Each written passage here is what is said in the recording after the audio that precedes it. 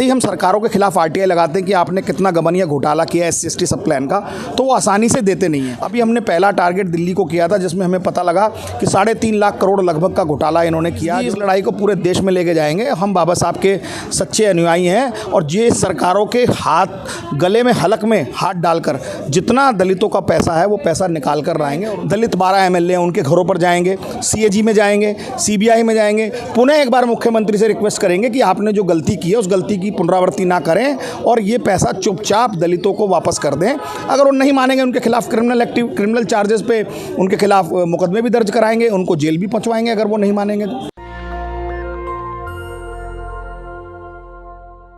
SC/ST सब plan Bharat के संविधान में और यहाँ के जो बजट बनता है उसमें एक स्पेशल प्रावधान है।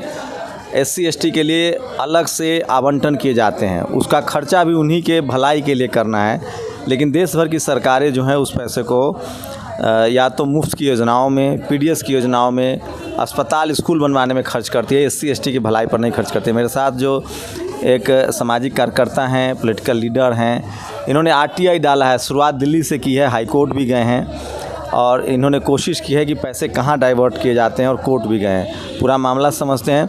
हरनाम जी, दिल्ली सरकार से आपको अभी जानकारी मिली है, क्या पूरे देश में इस मामले को ले जाएंगे? बिल्कुल बिल्कुल, हमने पूरे देश में आरटीआई लगाई है।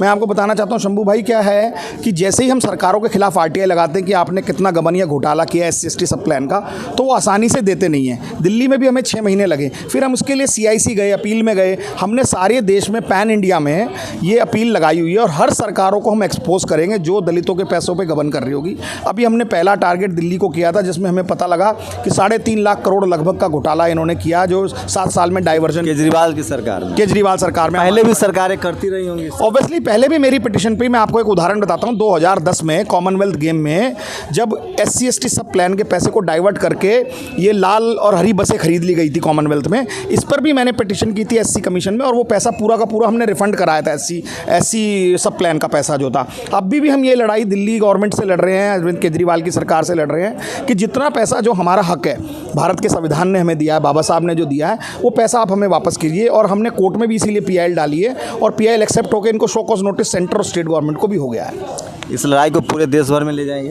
100% इस लड़ाई को पूरे देश में लेके जाएंगे। हम बाबा साहब के सच्चे अनुयायी हैं और ये सरकारों के हाथ गले में हलक में हाथ डालकर जितना दलितों का पैसा है वो पैसा निकाल कर लाएंगे और उनकी इकोनॉमिकल एम्पावरमेंट के लिए, आर्थिक सशक्तिकरण क्या फ़ायदा होगा समाज को इससे? हाँ, ये बहुत इंपॉर्टेंट बात है। दरअसल क्या है, इन सरकारों की मानसिकता है कि बाबा साहब की जो सोच थी कि सब प्लान का पैसा जितना जहाँ बजट एलोकेशन पर लग जाता, इनकी आर्थिक उत्थान होता, इनको जॉब्स मिलती, इनके लिए अच्छे कॉलेजेस बनते, अच्छे स्कूल बनते, पॉलिटेक्निक बनती, IIT बनती, इनके लिए फैक्ट्री के लिए लोन मिलता, इनको काम करने के लिए लोन मिलता। जो कॉन्ट्रेक्चुअल सिस्टम में इनको ग्रुप D में धकेल दिया गया है, सरकारी नौकरियां निकलती सब प्लान के पैसे से। तो ये सारा इनके लिए कम्युनिटी सेंटर बनते, लाइब्रेरी बनती, इनके अगल बगल में बहुत सारी शानदार इनके लिए आंगनवाड़ी बन सकती थी, इनकी महिलाओं के बच्चियों के लिए सिलाई कढ़ाई बुनाई सेंटर बन सकते थे, फैशन इंस्टीट्यूट बन सकते थे। बहुत सारी स्कीम्स गवर्नमेंट कर सकती थी इस पैसे से, जो कि उन्होंने इस पैसे को दूसरे फंड में डाइवर्ट कर दिया, जो कि एक बड़ी ग्रॉस नेग्लिजेंसी है। आप लड़ेंगे? 100% लड़ेंगे, 100% लड़ेंगे। समाज से क्या अपील करेंगे आप? समाज से मैं अपील करूंगा कि ये जो मुहिम हम सब लोगों ने आज शुरू की है, दिल्ली से शुरू की है, इसको पूरे देश में हम लड़ाई लड़ें। जितने लोग हैं वो खुद भी RTI लगाएं और जानें कि उनकी सरकार क्या, उनका जितना हक है, बजटरी एलोकेशन जितना शेड्यूल कास्ट का वहाँ की स्टेट की पॉपुलेशन के हिसाब से मिलना चाहिए, क्या उनकी सरकार दे रही है कि नहीं दे रही। नहीं दे रही तो उनके खिलाफ सड़कों पर आएँ, रोडों पर आएँ, धरने प्रदर्शन करें, सेमिनार्स करें, प्रेस कॉन्फ्रेंसेस करें, यूट्यूब सोशल मीडिया पर डालें और इन सरकारों को एक्सपोज करें, क्योंकि ये हमारे भविष्य का सवाल है। हम अपने युवाओं को चाहते हैं कि जितना उनके आर्थिक सशक्तिकरण होगा, उस परिवार का एक स्वरूप नया निकल कर आएगा। दिल्ली में और आगे आपका क्या प्लान है? आप किस तरह से इस लड़ाई को आगे बढ़ा रहे हैं? देखिए, दिल्ली में हमने इस लड़ाई को, एक तो हमने RTI करी, फिर उसके बाद हमने रिप्रेजेंटेशन दे के सब मंत्री MLAs को, CM को, उप मुख्यमंत्री को दिया, फिर हमने इसको petition double bench high court में चीफ जस्टिस के यहाँ डाल दी। अब इसके बाद हम दिल्ली के जितने दलित 12 MLA हैं उनके घरों पर जाएंगे, CAG में जाएंगे, CBI में जाएंगे। पुनः एक बार मुख्यमंत्री से रिक्वेस्ट करेंगे कि आपने जो गलती की है उस गलती की पुनरावृत्ति ना करें और ये पैसा चुपचाप दलितों को वापस कर दें। अगर वो नहीं मानेंगे उनके खिलाफ क्रिमिनल चार्जेस पे उनके खिलाफ मुकदमे भी दर्ज कराएंगे, उनको जेल भी पहुँचवाएंगे अगर वो नहीं मानेंगे तो। मैं फिर कह रहा हूँ, बाबा साहब अम्बेडकर ने संवैधानिक प्रावधान किया। जिस दिन आप संवैधानिक प्रावधानों के पक्ष में सिर्फ खड़ा होना सीख जाएंगे, आपके हक अधिकार मिल जाएंगे। मैं फिर कह रहा हूँ, आपने जय भीम फिल्म देखी है, जिस तरह से वो सत्य घटना पर आधारित है। आपको तब तक डराया जाता रहेगा जब तक आप संवैधानिक ताकत को अपने हथियार नहीं बनाएंगे, लीगल तरीके से नहीं लड़ेंगे।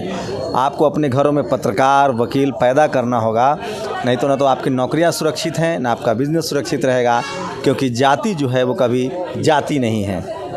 आप लोग की क्या प्रतिक्रिया है? अपनी प्रतिक्रिया जरूर दीजिए। मैं फिर कह रहा हूँ, समाज के हितों के लिए SC ST OBC माइनॉरिटी को एकजुट होकर लीगल तरीके से अपनी लड़ाई लड़नी पड़ेगी। शुक्रिया हरनाम जी, हमसे बात। धन्यवाद। जय भीम। तो आप लोग की क्या प्रतिक्रिया, अपनी प्रतिक्रिया भी जरूर दीजिए। शुक्रिया। नेशनल दस्तक की आपसे गुजारिश है कि अगर इसको बचाना चाहते हैं तो नेशनल दस्तक को सब्सक्राइब करने के लिए रेड कलर के सब्सक्राइब बटन को दबाएं, फिर बेल आइकन की घंटी दबाएं। नेशनल दस्तक को बचाने के लिए बहुत जरूरी है कि हर खबर को शेयर करें, लाइक करें, कमेंट जरूर करें।